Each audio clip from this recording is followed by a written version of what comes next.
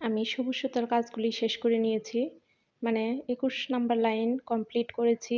আমি 21 নাম্বার লাইনে সবগুলি স্টিচে একটি করে ডাবল ক্রোশেট করেছি। এখন লাস্টে আমি একটি স্লিপ স্টিচ দিয়ে জয়েন্ট করে দিব। আপনারা দেখলেই বুঝতে পারছেন আমি 3 নাম্বার চেন থেকে জয়েন্ট করেছি। এখন আমি একটি চেন করব, একটি চেন করে এখন আমি দুইটি স্টিচ স্কিপ করব। স্কিপ করে 3 নাম্বার চেনে আমি আবার ডাবল ক্রোশেট করব। আমি একটি স্পেস থেকেই 3টি ডাবল ক্রোশেট করব, মানে একই স্পেসে 3টি ডাবল ক্রোশেট করব।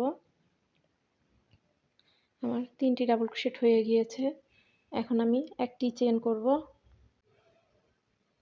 একটি চেন করে এখন আমি সেম স্টিচ থেকে আবার 3টি ডাবল ক্রোশেট করব। 3টি ডাবল ক্রোশেট হয়ে গেলে আমার যে মাঝখানে একটি চেনের একটি গ্যাপ তৈরি হবে, সেখানেই আমি গোলাপ ফুল তৈরি করব। আপনারা চাইলে অন্য কোনো ফুলও এখানে তৈরি করতে পারেন, টিউলিপ, যে যার যেমন ইচ্ছে, কিন্তু আমি গোলাপ ফুল তৈরি করব। যাই হোক, এইভাবেই এই রাউন্ডটি কমপ্লিট করতে হবে। এখন আমি আবার একটি চেন করব, মানে 3 নাম্বার স্টিচে আবার আমি দুইটি স্টিচ স্কিপ করব। স্কিপ করে 3 নাম্বার চেনে আমি একটি সিঙ্গেল ক্রোশেট করে নেব। সিঙ্গেল ক্রোশেট করে আমি আবার একটি চেন করব। একটি চেন করে আবার আমি একটি প্যাচ দিয়ে দুইটি স্টিচ স্কিপ করে 3 নাম্বার স্টিচে আমি আবার ডাবল ক্রোশেট করে নেব। 3টি ডাবল ক্রোশেট করব। 3টি ডাবল ক্রোশেটের মাঝখানে আমি একটি চেন করে আবার 3টি ডাবল ক্রোশেট করে দিব, মানে 6টি ডাবল ক্রোশেটের মাঝখানে একটি চেনের গ্যাপ থাকবে, আর সেই একটি চেনের গ্যাপেই আমি ফুলগুলি তৈরি করে নিব। এইভাবেই এই রাউন্ডটি সম্পূর্ণ কমপ্লিট করতে হবে।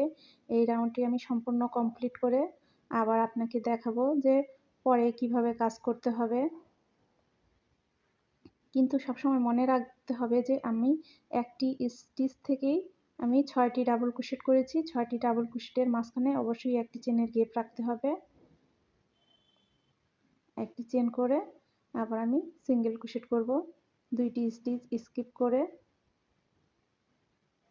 এভাবেই কাজগুলি সম্পূর্ণ কমপ্লিট করতে হবে। দেখেন আমি দুইটি করে দেখালাম আপনাদেরকে, আপনারা এভাবেই করে নেবেন। এই লাইনটি সম্পূর্ণ কমপ্লিট